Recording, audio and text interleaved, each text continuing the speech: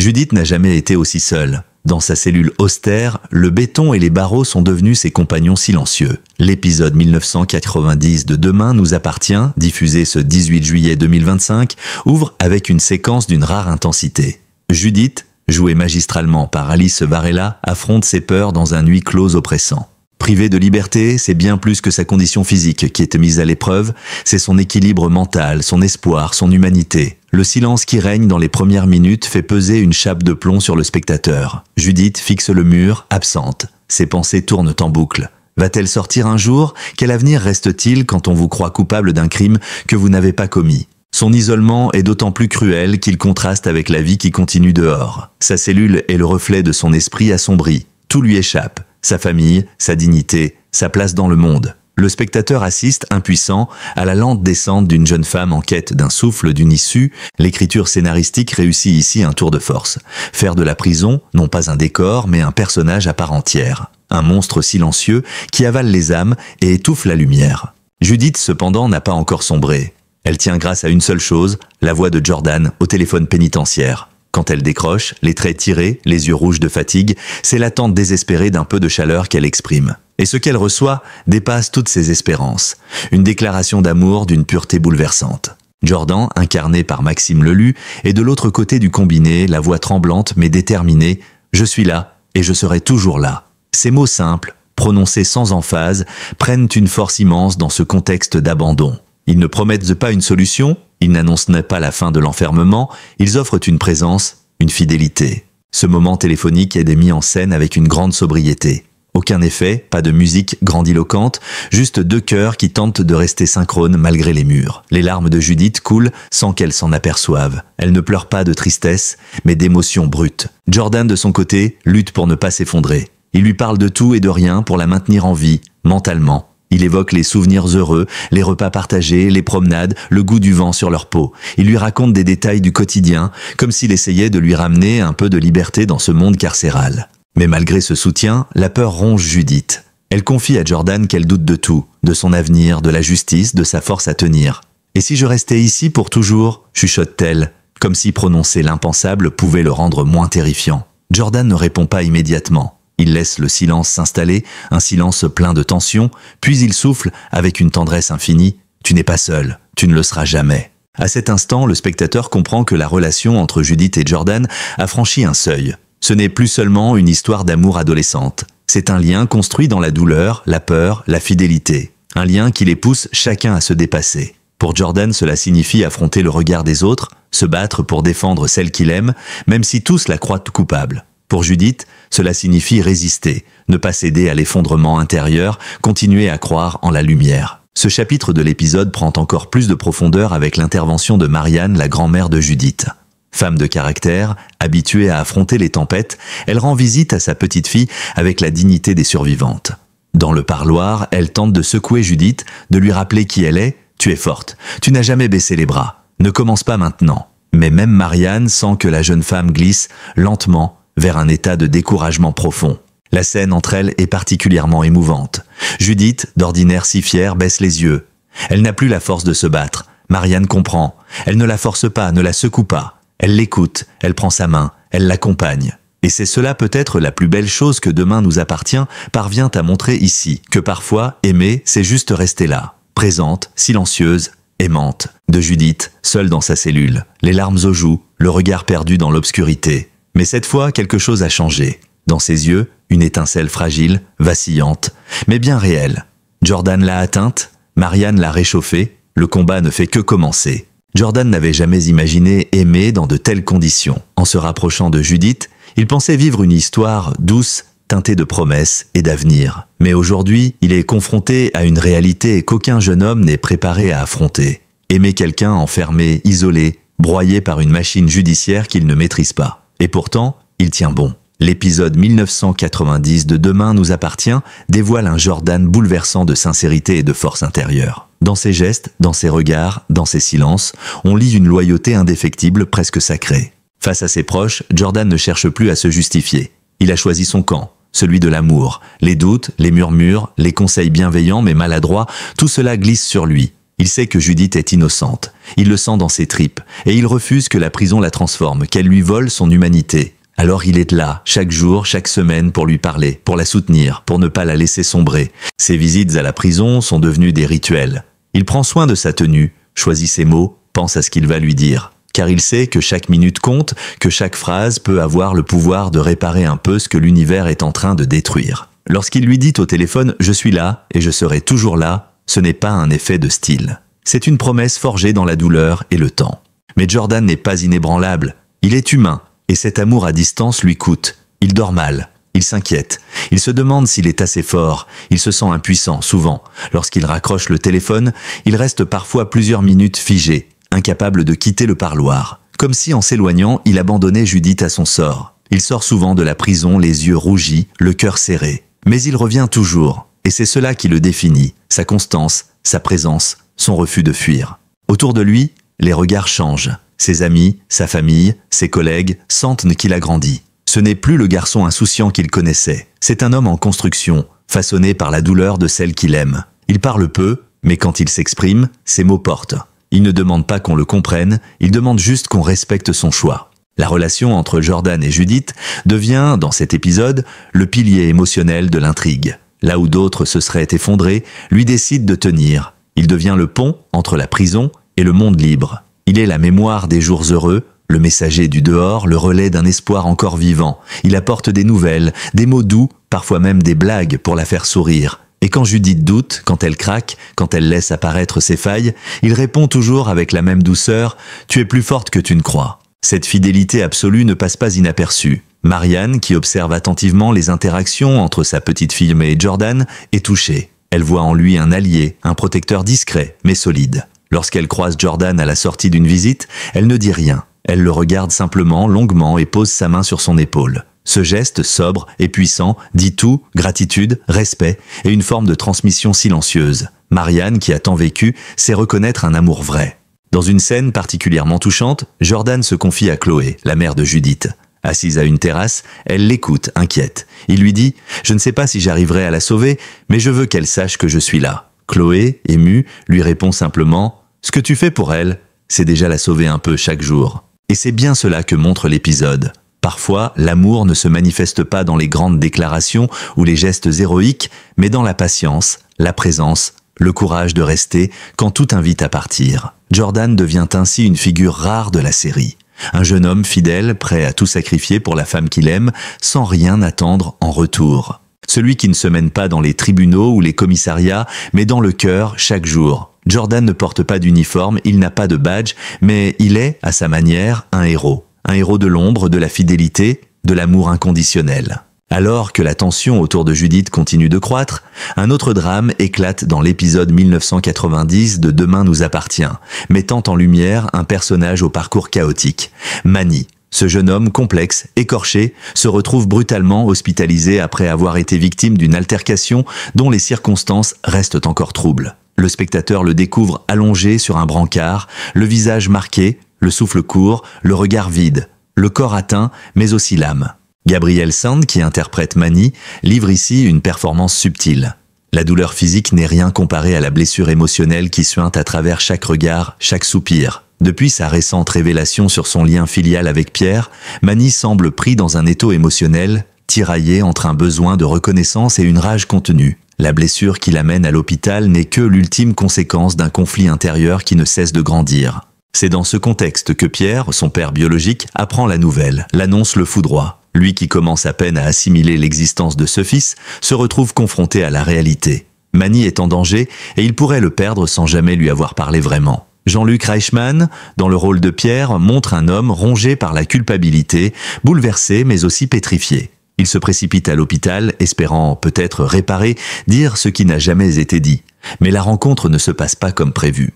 Dans le couloir froid et impersonnel de l'hôpital, Pierre aperçoit Manny à travers une baie vitrée. Le jeune homme dort, perfusé, entouré de silence. Ce moment de proximité physique est aussi un gouffre émotionnel. Pierre hésite, il avance, recule, et soudain, il fuit, brutalement. Comme si l'émotion était trop forte, comme si cette réalité le frappait de plein fouet. Trop douloureuse pour être affrontée. Cette fuite est d'une violence sourde. Non pas parce qu'elle est bruyante ou spectaculaire, mais justement parce qu'elle est silencieuse. Le père fuit son fils blessé, et ce geste, sans un mot, sans un regard échangé, brise quelque chose d'essentiel. Le spectateur comprend alors à quel point Pierre est encore incapable d'assumer ses responsabilités. L'homme qu'il est devenu est prisonnier de ses peurs, de son passé, de son absence de repères. Il ne sait pas aimer, il ne sait pas consoler, il ne sait pas demander pardon. De son côté, Mani se réveille. Il découvre l'infirmière, le service, les perfusions. Mais surtout, il découvre par Chloé qu'un homme est venu et est reparti aussitôt. Il comprend immédiatement. Pierre, son père, celui qui l'attendait depuis toujours, celui qu'il espérait secrètement, celui qui, une fois encore, s'est dérobé. Une nouvelle fois, on lui fait comprendre qu'il n'est pas digne d'être aimé. Le visage de Mani se ferme, une colère froide s'installe. Ce n'est pas une explosion, c'est un repli. Il se protège comme il peut. Et ce qu'il peut faire, c'est construire un mur. Chloé, qui l'accompagne discrètement dans cette épreuve, essaie de lui parler. Elle lui rappelle que Pierre n'a pas été préparé à cette situation, qu'il est humain, qu'il a peur. Mais Mani ne veut pas l'entendre.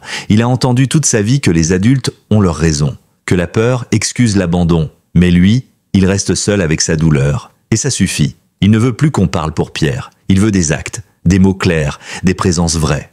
La scène se poursuit dans le silence d'une chambre d'hôpital. Mani, seul, contemple le plafond. Les souvenirs d'enfance remontent. L'absence, les silences. Les questions sans réponse. Il se revoit petit garçon demandant à sa mère qui était son père. Il revoit ses anniversaires passés sans figure paternelle. Et maintenant qu'il a un nom, un visage, cet homme se dérobe. C'est trop. D'une intensité émotionnelle forte pose une question centrale. Peut-on vraiment réparer le passé? Pierre en est la parfaite illustration. Malgré ses bonnes intentions, il n'a pas les outils pour reconstruire. Il est englué dans ses manquements, dans sa lâcheté. Et pourtant, on ne peut pas le détester totalement. Car sa fuite est aussi un cri d'impuissance, un aveu. Il ne sait pas être père. La série, fidèle à sa manière d'aborder les relations humaines avec finesse, ne juge pas. Elle montre, elle expose les blessures, les maladresses, les rendez-vous manqués. Et elle laisse au spectateur la liberté de ressentir, de comprendre, d'espérer peut-être qu'un jour, ces deux êtres brisés finiront par se parler. Mais pour l'instant, le fossé est trop grand. Et le silence entre Pierre et Mani est plus assourdissant que n'importe quel cri. Le silence qui précède une rencontre en parloir est toujours chargé d'angoisse. Ce silence-là est différent. Il est tendu, fragile, presque sacré. Adam s'apprête à voir Swazik, enfermé depuis plusieurs semaines. Le jeune homme, d'ordinaire souriant, enthousiaste, porte aujourd'hui une gravité nouvelle. Dans ses yeux se lisent 1000 interrogations. Il a préparé cette visite comme on prépare une déclaration, avec soin, nervosité, et cette peur sourde que tout bascule. Swazik est déjà là, de l'autre côté de la vitre. Ses traits sont tirés, son regard plus dur. La prison laisse des marques visibles, mais ce sont les blessures invisibles qui pèsent le plus. Quand leurs yeux se croisent, un éclair passe. Émotion, soulagement, mais aussi pudeur, ils s'aiment encore. Mais cet amour peut-il survivre à la détention? C'est toute la question.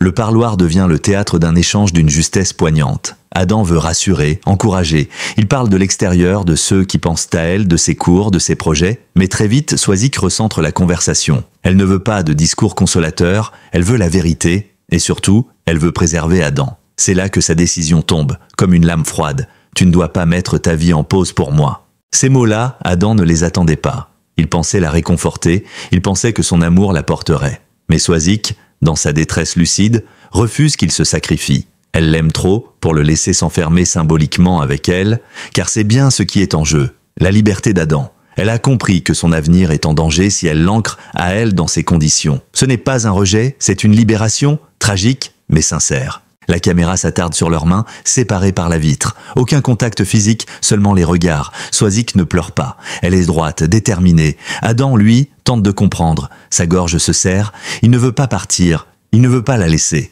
Mais ses arguments s'éteignent face à l'évidence du moment.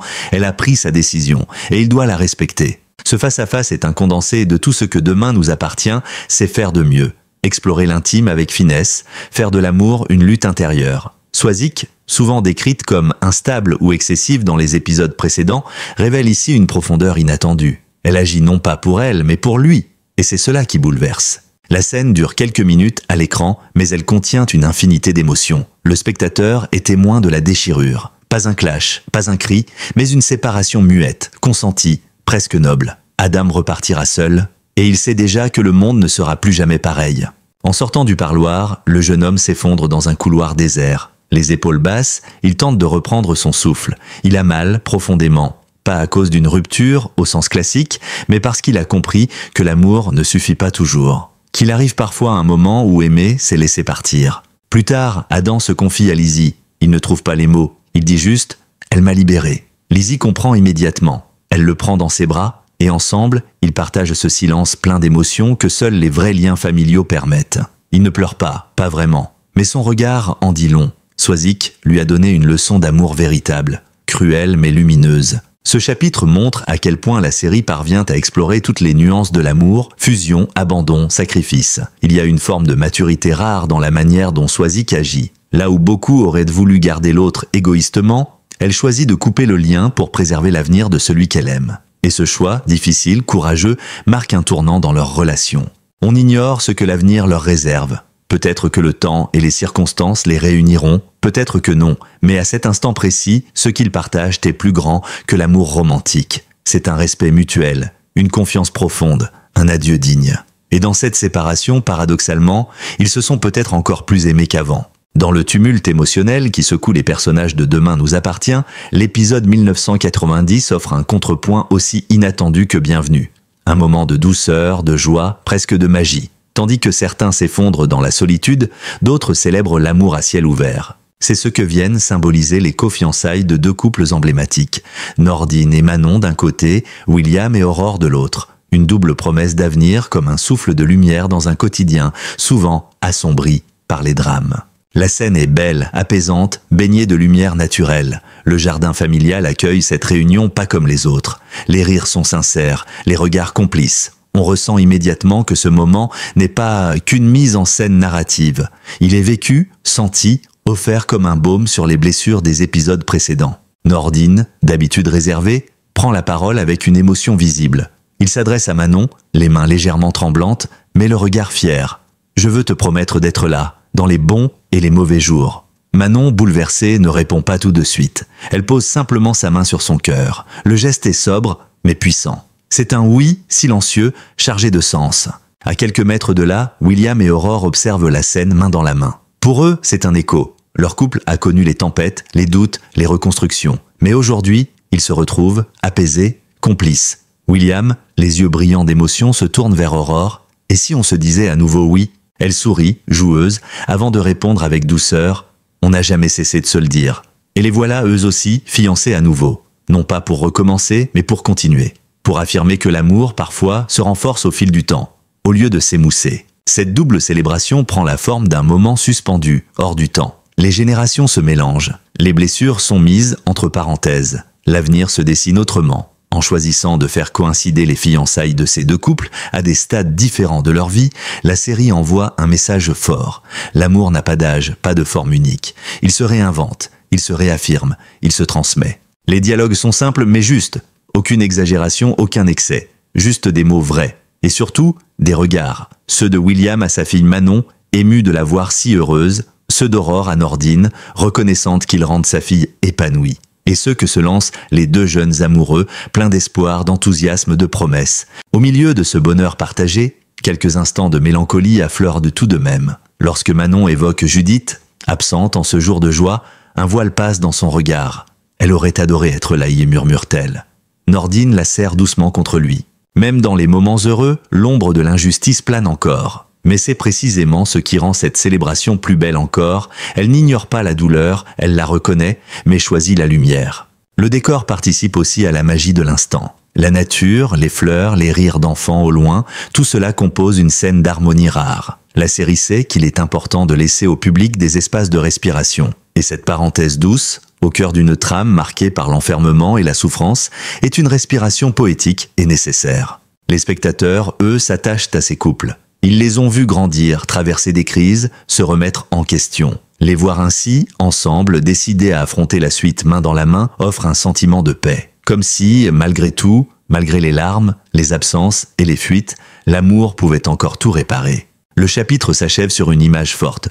4 vers qui s'entrechoquent, dans un tintement cristallin. Nordine, Manon, William, Aurore. 2 générations, 2 parcours, 2 projets de vie, mais une même promesse, celle de croire en l'autre. À l'écran, ce moment s'imprime avec douceur. Il ne crie pas sa joie, il l'exprime dans le silence, la tendresse, la sobriété. Et pendant que la caméra s'éloigne lentement, le spectateur, lui, respire enfin. Car même dans l'univers de Demain nous appartient, marqué par les tensions et les rebondissements, il reste de la place pour l'espoir, pour les alliances sincères, pour les amours qui s'affirment sans bruit, mais avec conviction. L'épisode 1990 de Demain nous appartient s'achève avec une impression de clair-obscur, comme une toile où se superposent les drames personnels et les fragments de bonheur. Les destins de Judith, Jordan, Manny, Adam, Swazik, Manon, Nordine, William et Aurore tissent une fresque humaine d'une rare richesse. Dans ce dernier chapitre, chacun poursuit sa trajectoire, souvent cabossée, parfois lumineuse, et dans l'ombre ou la lumière, la vie continue, implacable, imprévisible. Judith, enfermée dans sa cellule, revit les mots de Jordan. Elle les répète dans sa tête comme une prière, une incantation qui l'aide à tenir. « Je suis là et je serai toujours là ». Ces mots sont devenus son ancrage, le seul fil qui la relie encore au monde extérieur. Elle les griffonne sur une feuille, les murmure dans son sommeil, les serre contre elle comme un talisman. Malgré la peur, malgré l'injustice, une minuscule flamme subsiste. Le désespoir n'a pas encore gagné. Grâce à lui, grâce à eux. Dehors, Jordan ne vit plus vraiment. Il survit en attendant que Judith sorte. Il s'investit dans son travail, dans son entourage, mais son cœur est ailleurs. Il regarde la vie défiler comme un spectateur. Ce qui l'habite, c'est une attente active. Il cherche un moyen, un recours, une preuve, un geste qui pourrait changer le cours des choses. Ce combat, il l'a fait sien. Il ne se pose plus la question de ce que ça lui coûte. Il avance, tête baissée, porté par l'amour, la fidélité et cette rage douce de ceux qui refusent l'injustice. Manny, lui, reste à l'hôpital. Son corps guérit doucement, mais son âme, elle, saigne encore. Il n'a pas revu Pierre, il n'en parle pas. Mais chaque silence est une accusation, chaque détour de regard, un appel à l'aide inavoué. Le personnel soignant l'entoure, tente de lui redonner le goût de vivre, mais Manny reste distant, comme s'il attendait encore que son père revienne, comme s'il espérait, contre toute raison, que Pierre trouve enfin le courage de revenir et de lui parler. Et Pierre, justement, erre. Littéralement. Il marche sans but, évite les visages familiers, se réfugie dans le silence. Il sait qu'il a fui, il sait qu'il a trahi, une fois encore. La peur l'a submergé, mais au fond, ce qu'il ressent, c'est une honte abyssale. Il se voit dans un miroir et ne se reconnaît plus. Ce reflet d'homme vieillissant, incapable d'aimer, incapable d'assumer, le hante. Pourtant, quelque chose en lui bouge. Une culpabilité qui, lentement, se transforme en besoin de réparer. Reste à savoir s'il en aura la force. Adam, de son côté, tente de reprendre le fil de sa vie. Il erre entre le lycée, la maison, les souvenirs du parloir. Le visage de Swazik, déterminée et douloureuse, le hante. Elle l'a libéré, oui, mais cette liberté a un goût amer. Il n'arrive pas à l'habiter, à s'y projeter. Ce vide, laissé par une relation suspendue, est plus difficile à vivre que prévu. Et pourtant, il continue, pour elle, parce qu'elle lui a demandé d'avancer et qu'il veut être à la hauteur. À l'inverse, les fiançailles de Manon et Nordine continuent de rayonner autour d'eux. Ils s'offrent ce bonheur sans arrière-pensée. Ils savent que tout peut basculer, que la vie est imprévisible, mais ils choisissent d'aimer ici et maintenant. William et Aurore, eux aussi, prolongent cette lumière. Ils redécouvrent le plaisir des gestes simples, des projets communs, des discussions sans urgence. Le mariage en ligne de mire devient un symbole, celui d'une stabilité retrouvée. Ce contraste entre les personnages incarne tout l'art de Demain nous appartient. Rien n'est figé, tout bouge, tout se transforme. L'épisode 1990 agit comme un miroir tendu à la société. Certains tombent, d'autres se relèvent, certains aiment en silence, d'autres à haute voix, certains fuient, d'autres restent. Et tous, à leur manière, cherchent à donner un sens à ce qu'ils vivent. La réalisation sobre et fluide soutient cette diversité émotionnelle. Pas d'effets inutiles, pas de pathos forcé, juste une caméra qui suit les regards, les silences, les gestes fragiles. Une lumière tantôt dure, tantôt douce. Et une bande-son discrète qui laisse la place aux respirations des personnages. Au fil des épisodes, les spectateurs se sont attachés à ces figures familières. Ce 1990e opus ne fait que renforcer ce lien. Il nous invite à entrer dans l'intime, à comprendre les fragilités, à espérer les réconciliations. Il ne donne pas toutes les réponses, mais il plante des graines. De rédemption, de pardon, de renouveau. Merci d'avoir regardé cette vidéo jusqu'au bout. Si cet épisode vous a touché autant que nous, n'hésitez pas à liker, partager et surtout à nous dire en commentaire ce que vous avez ressenti face à Judith, Jordan, Manny ou encore le magnifique moment des cofiançailles. Votre avis compte énormément et fait vivre cette communauté de passionnés de Demain nous appartient. Pensez à vous abonner à notre chaîne pour ne rien manquer des prochains rebondissements de la série. Et croyez-nous, l'épisode suivant promet d'être encore plus intense. Restez connectés, d'autres analyses, résumés et théories arrivent très vite. À bientôt pour un nouveau décryptage exclusif.